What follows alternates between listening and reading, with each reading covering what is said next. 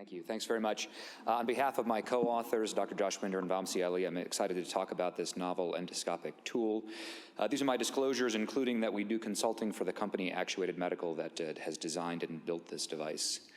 So just as way of background, in Asian countries, ESD is a well-established method for en-bloc removal of tumors and large lesions in the GI tract. And that en-bloc resection offers a lot of advantages: a high curative rate, low recurrence rate, organ preservation, which I think is a very noble goal, and it's essentially non-surgical.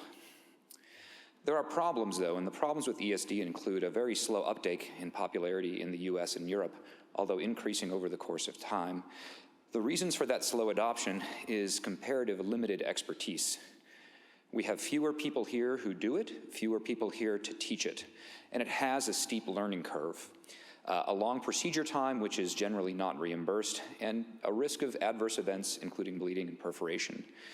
One of the main issues with doing this procedure is the concept of traction and countertraction. Working in a submucosal plane offers limited working field of view, and there are innumerable devices out there that are designed to help with the concept of tissue retraction, as you see here, a modified lifted device, and there are many out there on the market. The device that we've been working with is called GripTract, and GripTract is a cap-based attachment for the end of an endoscope. It is cable-driven, and it's mechanical. It's not robotic or computerized. It has two knobs on the end that actually affix to what we call fingers on the end that have bidirectional 360-degree rotation with about 1 inch of extension out from the end of the endoscope. Those arms are insulated, and so you can actually use electrocautery or any thermal source near or on them without any concerns for contact. And there are EPTFE torque wires on the outside, so the entire device runs outside the scope. It has a lot of interesting functionalities. As you can see here, I'm using it. A single operator can use the entire device. It's obviously got a learning curve, and we'll talk about that. It leaves the working channel free, and so any endoscopic tool or device that you would currently use to perform these procedures is still available to use through the working channel. The cap and the device itself do offer some endoscope stability when you're in the colon and using it for work. You can move endoscopic tools to the tissue, much like a channel elevator on a side viewing a duodenoscope. And you can perform very dynamic, very real-time traction and countertraction, which as surgeons we know is the hallmark of all of our operations. The device works as follows. As you can see, it has a right and a left finger, which are arranged right and left on the scope. The fingers simply slide out of this cap attachment, and you can rotate them in real time. You can move the scope tip and move the instruments simultaneously. And again, it takes a little bit of coordination to learn how to do. Here you see one finger already in a submucosal plane that has been started in a more standard or traditional ESD fashion.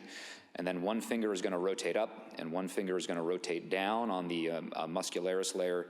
And you'll see that that submucosal plane really distends up in the middle and allows you to advance tools and instruments to work in that plane.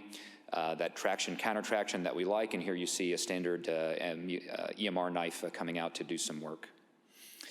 This is another video showing some additional functionality. I mentioned you can use those arms or those fingers like channel elevators. So here you see the knife engaging tissue, and then rather than moving the scope, we simply rotate the finger up as we employ the device, and so we can actually move devices through tissue again, just like a channel elevator on a side viewing duodenoscope. So we initially studied this in a porcine model. We did an in vivo model with 8 acute and 6 survivals. We basically performed standard ESD technique in one group, and then did a second in the same animal, GripTract ESD. This was done by myself and my 2 colleagues who are trained surgical endoscopists, but we are ultimately novices to the field of ESD. We do palms, but not specifically ESD.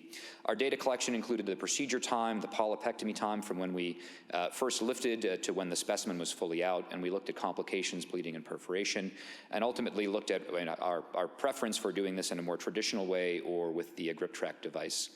Our specimens were essentially the same size. We were able to basically outline polyps that were around 2 centimeters in size, and so both specimens in the animals were the same.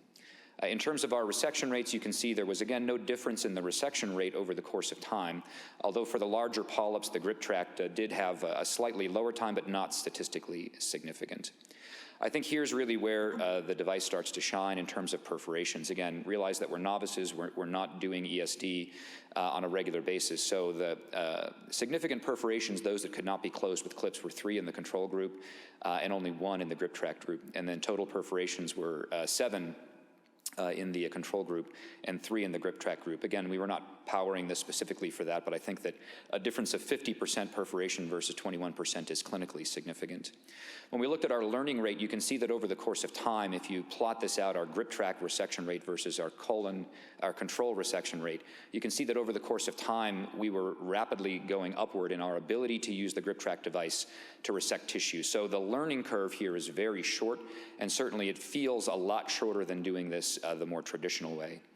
At the end, we also did some surgeon procedure scoring in terms of our desire to use the device. And again, over the course of time, our feeling that the endoscope head stability, effect on performing the procedure, ease of performing the procedure, and visual enhancement were all high and tended to increase over the course of time.